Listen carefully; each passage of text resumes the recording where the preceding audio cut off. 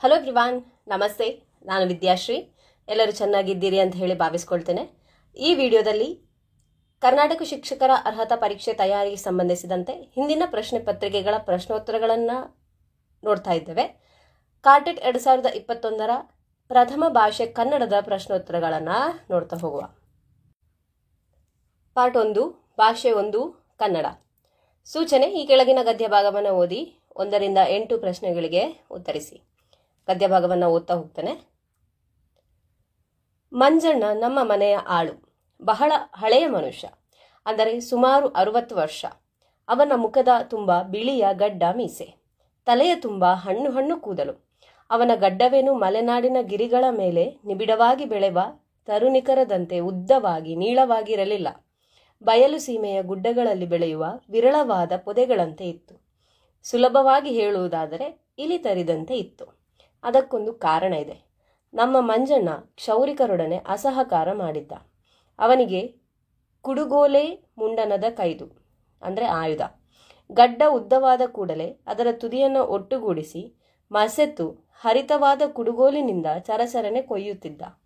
ಬೆಳೆದು ಹಣ್ಣಾಗಿ ನಿಂತ ಭತ್ತದ ಪೈರನ್ನು ಸವರಿ ರಾಶಿ ಮಾಡುವಂತೆ.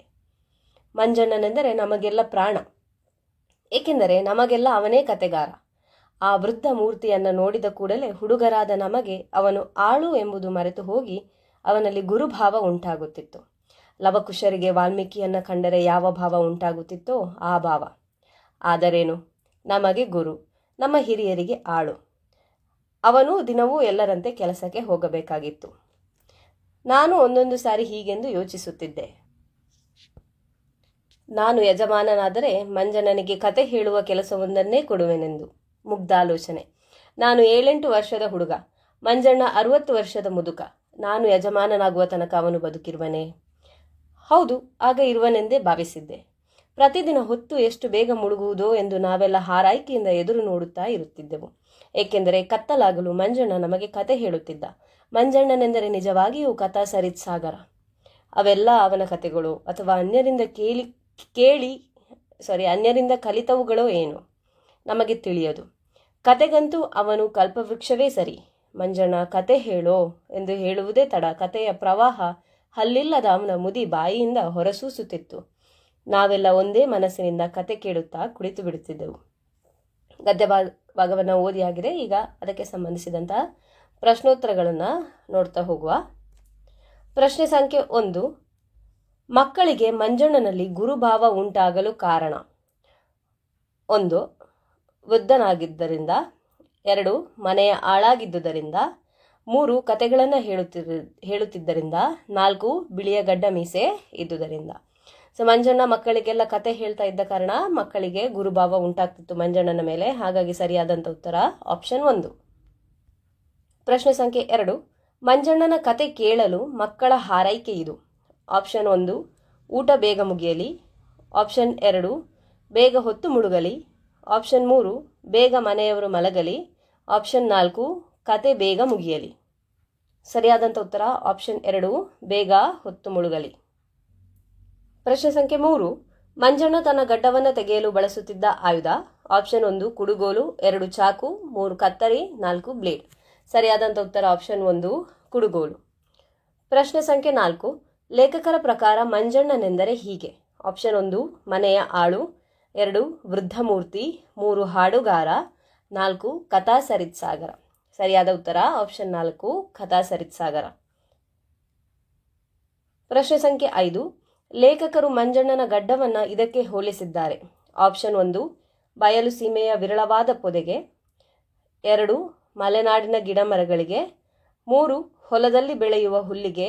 4, ಭತ್ತದ ಪೈರಿಗೆ. ಸರಿಯಾದಂಥ ಉತ್ತರ ಆಪ್ಷನ್ 1, ಬಯಲು ಸೀಮೆಯ ವಿರಳವಾದ ಪೊದೆಗೆ. ಪ್ರಶ್ನೆ ಸಂಖ್ಯೆ 6, ಚರಚರಣೆ ಪದವು ಈ ವ್ಯಾಕರಣಾಂಶಕ್ಕೆ ಸೇರಿದೆ: ಆಪ್ಷನ್ 1, ದ್ವಿರುಕ್ತಿ. 2, ನುಡಿಗಟ್ಟು. 3, ಅನುಕರಣಾವ್ಯಯ. 4, ಜೋಡಿಪದ. ಸರಿಯಾದಂಥ ಉತ್ತರ ಆಪ್ಷನ್ 3, ಅನುಕರಣಾವ್ಯಯ. ಚರಚರಣೆ ಅಂತ ಹೇಳುವುದರಲ್ಲಿ 2 ಪದಗಳು ರಿಪೀಟ್ ಆಗಿದ್ದಾವೆ, ಆದರೆ ಅವುಗಳಿಗೆ ಅರ್ಥವಿಲ್ಲ, ಹಾಗಾಗಿ ಅದು ಅನುಕರಣಾವ್ಯಯ. ಪ್ರಶ್ನೆ ಸಂಖ್ಯೆ 7, ಮೇಲೊಂದು ಪದವು ಈ ಸಂಧಿಗೆ ಉದಾಹರಣೆಯಾಗಿದೆ. ಆಪ್ಷನ್ 1 ಆಗಮ ಸಂಧಿ, ಆಪ್ಷನ್ 2 ಲೋಪಸಂಧಿ, ಆಪ್ಷನ್ 3 ಆದೇಶ ಸಂಧಿ, ಆಪ್ಷನ್ 4 ಗುಣಸಂಧಿ. ಮೇಲೆ ಕೂಡಿಸು 1 ಎ ಮತ್ತು ಓ ಪೂರ್ವ ಪದದ ಕೊನೆಯ ಅಕ್ಷರ ಹಾಗೂ ಉತ್ತರ ಪದದ ಪ್ರಥಮ ಅಕ್ಷರವನ್ನು ನೋಡಿದರೆ ಪೂರ್ವ ಪದದ ಕೊನೆಯಲ್ಲಿರುವ ಎಯು ಲೋಪವಾಗಿದೆ, ಓ ಹಾಗೆ ಉಳ್ಕೊಂಡಿದೆ. ಮೇಲೆ 1 ಮೇಲೊಂದು. ಸರಿಯಾದಂಥ ಉತ್ತರ ಆಪ್ಷನ್ 2 ಲೋಪಸಂಧಿ. ಪ್ರಶ್ನೆ ಸಂಖ್ಯೆ 8 ಮಂಜಣ್ಣನ ಬಗೆಗೆ ಲೇಖಕರ ಮುಗ್ಧಾಲೋಚನೆ ಇದು. ಆಪ್ಷನ್ 1 ಮಂಜಣ್ಣನನ್ನು ಮನೆಯ ಆಳಾಗಿಯೇ ಉಳಿಸಿಕೊಳ್ಳುವುದು, 2 ಮಂಜಣ್ಣನನ್ನು ಮನೆಯ ಯಜಮಾನನನ್ನಾಗಿ ಮಾಡುವುದು, 3 ಮಂಜಣ್ಣನನ್ನು ತನ್ನ ಗುರುವನ್ನಾಗಿಸಿಕೊಳ್ಳುವುದು, 4 ಮಂಜಣ್ಣನಿಗೆ ಕತೆ ಹೇಳುವ ಕೆಲಸವೊಂದನ್ನೇ ಕೊಡುವುದು. ಸರಿಯಾದಂಥ ಉತ್ತರ ಆಪ್ಷನ್ 4 ಮಂಜಣ್ಣನಿಗೆ ಕತೆ ಹೇಳುವ ಕೆಲಸವೊಂದನ್ನೇ ಕೊಡುವುದು. ಗದ್ಯ ಭಾಗಕ್ಕೆ ಸಂಬಂಧಿಸಿದಂಥ ಪ್ರಶ್ನೋತ್ತರಗಳನ್ನು ಮುಗಿಸಿದ್ದೇವೆ. ಮುಂದಿನ ಸೂಚನೆಯಂತೆ ಪದ್ಯಭಾಗವನ್ನು ಓದಿಕೊಂಡು ಪ್ರಶ್ನೆ ಸಂಖ್ಯೆ 9ರಿಂದ 15ರವರೆಗಿನ ಪ್ರಶ್ನೆಗಳಿಗೆ ಉತ್ತರಿಸುವ. ಪದ್ಯಭಾಗವನ್ನು ಓದ್ತಾ ಇದ್ದೇನೆ.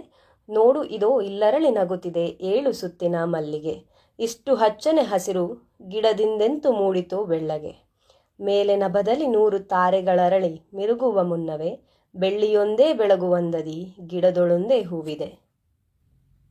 ಸತ್ವಶೀಲನ ಧ್ಯಾನ ಮೌನವೇ ಅರಳಿ ಬಂದೊಲು ತೋರಿದೆ, ಒಲವು ತುಂಬಿದ ಮುಗುದೆ ಎದೆಯಿಂದೊಗೆದ ನಲ್ನುಡಿಯಂತಿದೆ. ಕವಿಯ ಮನದಿಂದುದಿಸಿ ಮೆಲ್ಲನೆ ಅರಳಿ ಬರುವಲು ಕಲ್ಪನೆ, ಎಂಥ ನವುರಿನ ಕುಶಲ ಕಲೆ ಇದು ತನಗೆ ತಾನೇ ಮೂಡಿದೆ. ಮೌನದಲ್ಲಿ ಮೊಳೆಯುತ್ತ ಮೆಲ್ಲನೆ ತನಗೆ ತಾನೇ ತಿಳಿಯದೆ, ಮೊಗ್ಗಿನಲ್ಲಿ ಮಲಗಿದ್ದ ಚೆಲುವಿದು ಇಂದು ಕಣ್ಣನ್ನು ತೆರೆದಿದೆ. ಎನಿತು ನವುರಾಗಿಹವು ದಳಗಳು ಹಸುಳೆ ಕಾಣುವ ಕನಸೊಲು, ಏನು ಇಂಪಿನ ಕಂಪು ಇದರದು ಆ ಮಹಾತ್ಮರ ಮನದೊಳು.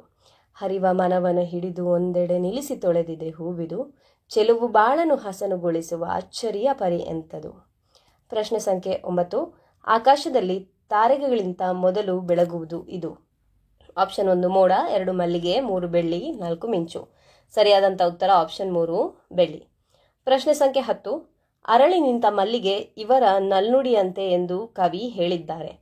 ಆಪ್ಷನ್ 1 ಕವಿ, 2 ಸತ್ವಶೀಲ, 3 ಮುಗುದೆ, 4 ರಾಜ. ಸರಿಯಾದಂಥ ಉತ್ತರ ಆಪ್ಷನ್ 3 ಮುಗುದೆ. ಪ್ರಶ್ನೆ ಸಂಖ್ಯೆ 11 ತನಗೆ ತಾನೇ ಮೂಡಿದ ಮಲ್ಲಿಗೆ ಹೂ ಕವಿಗೆ ಹೀಗೆ ಕಂಡಿದೆ. ಆಪ್ಷನ್ 1 ಕುಶಲ ಕಲೆಯಂತೆ, ಆಪ್ಷನ್ 2 ಕುಶಲ ಕಲ್ಪನೆಯಂತೆ, ಆಪ್ಷನ್ 3 ಕವಿಯ ಮನಸ್ಸಿನಂತೆ, ಆಪ್ಷನ್ 4 ಹಚ್ಚನೆ ಹಸುರಿನಂತೆ. ಸರಿಯಾದಂಥ ಉತ್ತರ ಆಪ್ಷನ್ 1 ಕುಶಲ ಕಲೆಯಂತೆ. ಪ್ರಶ್ನೆ ಸಂಖ್ಯೆ 12 ನವಿರಾಗಿರುವ ಮಲ್ಲಿಗೆಯ ದಳಗಳು ಇವರು ಕಾಣುವ ಕನಸಿನ ಹಾಗೆ ಇದೆ. ಆಪ್ಷನ್ 1 ಮಹಾತ್ಮರು, ಆಪ್ಷನ್ 2 ಚೆಲುವೆ, ಆಪ್ಷನ್ 3 ಕವಿ, ಆಪ್ಷನ್ 4 ಹಸುಳೆ. ಸರಿಯಾದಂಥ ಉತ್ತರ ಆಪ್ಷನ್ 4 ಹಸುಳೆ. ಪ್ರಶ್ನೆ ಸಂಖ್ಯೆ 13 ಮಲ್ಲಿಗೆ ಹೂ ಇದನ್ನ ಒಂದೆಡೆ ನಿಲ್ಲಿಸಿ ತೊಳೆಯಿತು ಎಂದು ಕವಿ ಹೇಳುತ್ತಾರೆ. ಆಪ್ಷನ್ 1 ಹಾರುವ ದುಂಬಿಗಳನ್ನು, ಆಪ್ಷನ್ 2 ಹಾಡುವ ಕೋಗಿಲೆಗಳನ್ನು, ಆಪ್ಷನ್ 3 ಬೀಸುವ ಗಾಳಿಯನ್ನು, ಆಪ್ಷನ್ 4 ಹರಿವ ಮನವನ್ನು. ಸರಿಯಾದಂಥ ಉತ್ತರ ಆಪ್ಷನ್ 4 ಹರಿವ ಮನವನ್ನು. ಪ್ರಶ್ನೆ ಸಂಖ್ಯೆ 14 ಇಷ್ಟು ಪದವು ಈ ವ್ಯಾಕರಣಾಂಶಕ್ಕೆ ಉದಾಹರಣೆಯಾಗಿದೆ. ಆಪ್ಷನ್ 1 ದಿಗ್ವಾಚಕ, ಆಪ್ಷನ್ 2 ಗುಣವಾಚಕ, ಆಪ್ಷನ್ 3 ಪರಿಮಾಣವಾಚಕ, ಆಪ್ಷನ್ 4 ಸಂಖ್ಯಾವಾಚಕ. ಸರಿಯಾದಂಥ ಉತ್ತರ ಆಪ್ಷನ್ 3 ಪರಿಮಾಣವಾಚಕ. ಇಷ್ಟು ಅಂತ ಹೇಳುವಂಥದ್ದು ಪರಿಮಾಣವನ್ನು ಸೂಚಿಸುತ್ತದೆ, ಹಾಗಾಗಿ ಅದು ಪರಿಮಾಣವಾಚಕಕ್ಕೆ ಉದಾಹರಣೆಯಾಗಿದೆ. ಪ್ರಶ್ನೆ ಸಂಖ್ಯೆ 15 ಕವಿಯ ಈ ಪದದಲ್ಲಿರುವ ವಿಭಕ್ತಿ. ಆಪ್ಷನ್ 1 ಷಷ್ಠಿ ವಿಭಕ್ತಿ, ಆಪ್ಷನ್ 2 ಪ್ರಥಮ ವಿಭಕ್ತಿ, ಆಪ್ಷನ್ 3 ಸಪ್ತಮಿ ವಿಭಕ್ತಿ, ಆಪ್ಷನ್ 4 ಚತುರ್ಥಿ ವಿಭಕ್ತಿ. ಉ ಅನ್ನು ಇಂದ ಇಗೆ ಗೆ ಕೆ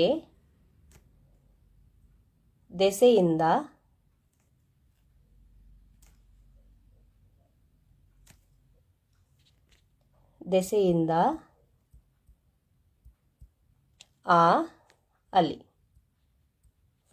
ಉ ಅನ್ನುವುದು ಪ್ರಥಮ ವಿಭಕ್ತಿ ಪ್ರತ್ಯಯ, ಅನ್ನು ಅನ್ನುವುದು ದ್ವಿತೀಯ ವಿಭಕ್ತಿ ಪ್ರತ್ಯಯ, ಇಂದ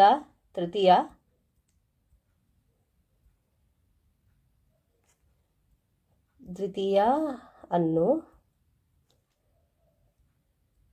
ಪ್ರಥಮ ಉ ಪ್ರಥಮ ದ್ವಿತೀಯ ತೃತೀಯ ಆಯಿತು. ಗೆ ಕೆ ಇಗೆ ಅದು ಚತುರ್ಥಿ ವಿಭಕ್ತಿ ಪ್ರತ್ಯಯ. ದೆಸೆಯಿಂದ ಅಂತ ಹೇಳುವಂಥದ್ದು ಪಂಚಮಿ ವಿಭಕ್ತಿ ಪ್ರತ್ಯಯ. ಆ ಅನ್ನುವಂಥದ್ದು ಷಷ್ಠಿ ವಿಭಕ್ತಿ ಪ್ರತ್ಯಯ. ಅಲ್ಲಿ ಅನ್ನುವಂಥದ್ದು ಸಪ್ತಮಿ ವಿಭಕ್ತಿ ಪ್ರತ್ಯಯ. ಸರಿಯಾದಂಥ ಉತ್ತರ ಆಪ್ಷನ್ 1 ಷಷ್ಠಿ ವಿಭಕ್ತಿ. ಪ್ರಶ್ನೆ ಸಂಖ್ಯೆ 16. ಭಾಷಾ ಬೋಧನೆ ಮತ್ತು ಕಲಿಕೆಯಲ್ಲಿ ಅವಶ್ಯವಾಗಿ ಪಾಲಿಸಬೇಕಾದ ನಿಯಮ. ಆಪ್ಷನ್ 1 ಕಂಠಪಾಠ ಮತ್ತು ಪುನರಾವರ್ತನಾ ನಿಯಮ. ಆಪ್ಷನ್ 2 ಅನುಕರಣೆ ಮತ್ತು ಅಭ್ಯಾಸ ನಿಯಮ. ಆಪ್ಷನ್ 3 ಸಿದ್ಧತೆ ಮತ್ತು ಪ್ರೇರಣಾ ನಿಯಮ. ಆಪ್ಷನ್ 4 ಅನುವಂಶೀಯತೆ ಮತ್ತು ಅನುಭವ ನಿಯಮ. ಸರಿಯಾದಂಥ ಉತ್ತರ ಆಪ್ಷನ್ 2 ಅನುಕರಣೆ ಮತ್ತು ಅಭ್ಯಾಸ ನಿಯಮ. ಪ್ರಶ್ನೆ ಸಂಖ್ಯೆ 17. ಸಾಕ್ರಟೀಸ್ ಪದ್ಧತಿ ಎಂದೇ ಹೆಸರಾಗಿರುವ ಪದ್ಧತಿ. ಆಪ್ಷನ್ 1 ಅನ್ವೇಷಣಾ ಪದ್ಧತಿ. 2 ಪ್ರಶ್ನೋತ್ತರ ಪದ್ಧತಿ. 3 ನಿಗಮನ ಪದ್ಧತಿ. 4 ಸ್ವಯಂಬೋಧಿನಿ ಪದ್ಧತಿ. ಸರಿಯಾದಂಥ ಉತ್ತರ ಆಪ್ಷನ್ 2 ಪ್ರಶ್ನೋತ್ತರ ಪದ್ಧತಿ. ಪ್ರಶ್ನೆ ಸಂಖ್ಯೆ 18. ಇವುಗಳಲ್ಲಿ ಭಾಷಾ ಆಟಗಳಿಗೆ ಹೊರತಾದದ್ದು. ಆಪ್ಷನ್ 1 ಚರ್ಚಾ ಸ್ಪರ್ಧೆ. 2 ಪದಬಂಧ. 3 ಅಂತ್ಯಾಕ್ಷರಿ. 4 ಒಗಟು ಬಿಡಿಸುವುದು. ಸರಿಯಾದಂಥ ಉತ್ತರ ಆಪ್ಷನ್ 1 ಚರ್ಚಾ ಸ್ಪರ್ಧೆ.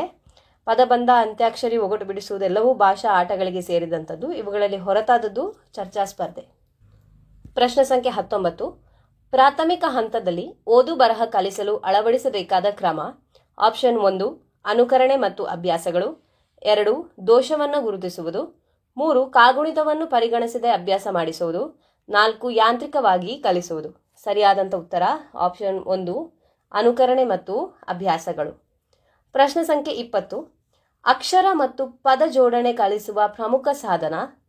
1 ಉಕ್ತಲೇಖನ. 2 ಚಿತ್ರ ಬರೆಯುವ ಅಭ್ಯಾಸ. 3 ಪದಕೋಶಗಳ ಅಭ್ಯಾಸ. 4 ಕಾಪಿ ಪುಸ್ತಕ ಅಭ್ಯಾಸ.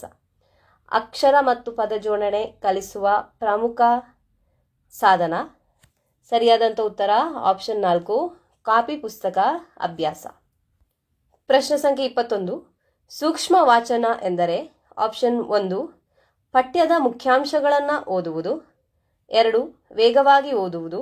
3 ವಿಮರ್ಶಾತ್ಮಕ ದೃಷ್ಟಿಯಿಂದ ಓದುವುದು. 4 ನಿರ್ದಿಷ್ಟ ಮಾಹಿತಿ ಅಥವಾ ಅಂಶವನ್ನು ಅನ್ವೇಷಿಸಲು ಓದುವುದು.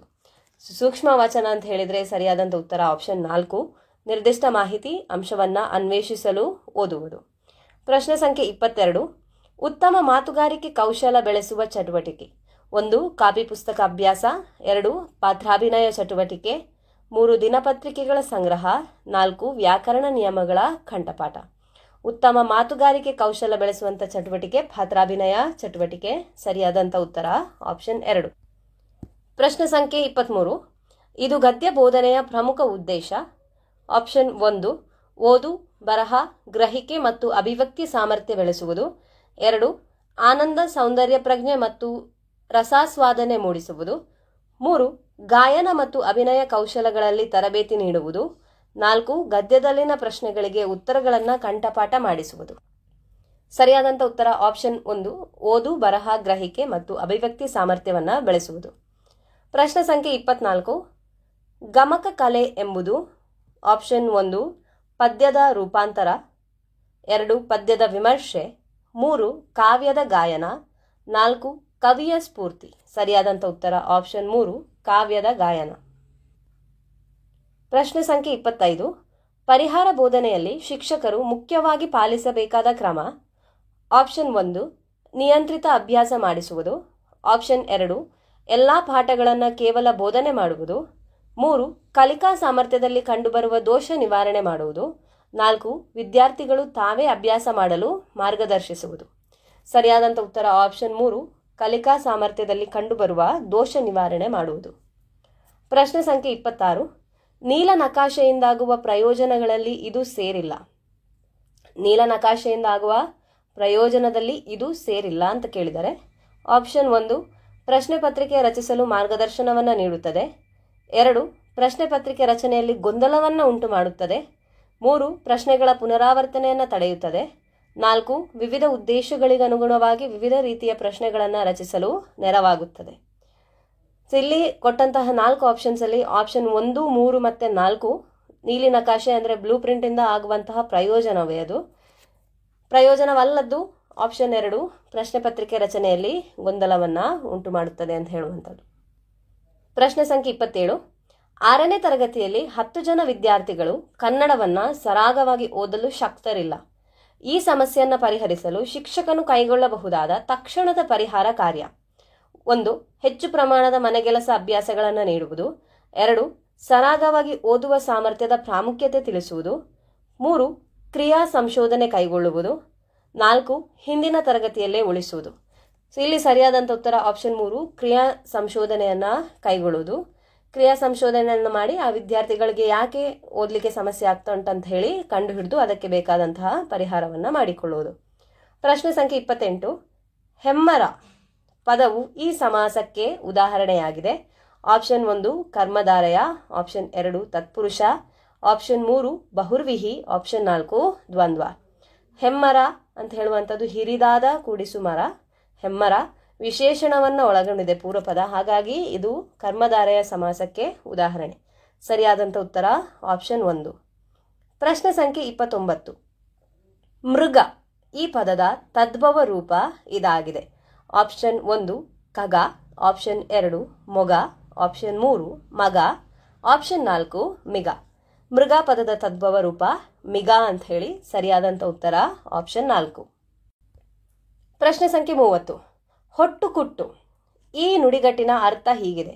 ಆಪ್ಷನ್ 1 ಉಪಯೋಗವಿರದ ಕೆಲಸ ಮಾಡು, ಆಪ್ಷನ್ 2 ಹೊಗಳಿ ಉಬ್ಬಿಸು, ಆಪ್ಷನ್ 3 ತಪ್ಪು ಕೆಲಸ ಮಾಡು, ಆಪ್ಷನ್ 4 ತುಂಟಾಟ ಮಾಡು. ಹೊಟ್ಟನ್ನು ಕುಟ್ಟುವುದರಿಂದ ಯಾವುದೇ ಪ್ರಯೋಜನ ಆಗುವುದಿಲ್ಲ, ಹಾಗಾಗಿ ಆ ನುಡಿಗಟ್ಟಿನ ಅರ್ಥ ಉಪಯೋಗವಿರದ ಕೆಲಸ ಮಾಡು ಅಂತ ಹೇಳಿ ಸರಿಯಾದಂಥ ಉತ್ತರ ಆಪ್ಷನ್ 1 ಉಪಯೋಗವಿರದ ಕೆಲಸವನ್ನ ಮಾಡು. ಈ ವಿಡಿಯೋವನ್ನು ಇಲ್ಲಿಗೆ ಮುಕ್ತಾಯಗೊಳಿಸುತ್ತಿದ್ದೇನೆ. ಈ ವಿಡಿಯೋದಲ್ಲಿ ಕಾರ್ಟೆಟ್ 2021 ಪತ್ರಿಕೆ 2 ಪ್ರಥಮ ಭಾಷೆ ಕನ್ನಡ ವಿಷಯದ ಪ್ರಶ್ನೋತ್ತರಗಳನ್ನು ನೋಡಿದ್ದೇವೆ. ಮುಂದಿನ ವಿಡಿಯೋದಲ್ಲಿ ಮತ್ತಷ್ಟು ಉಪಯುಕ್ತ ಮಾಹಿತಿಯೊಂದಿಗೆ ನಾನು ನಿಮ್ಮನ್ನು ಭೇಟಿಯಾಗ್ತೇನೆ. ಧನ್ಯವಾದಗಳು.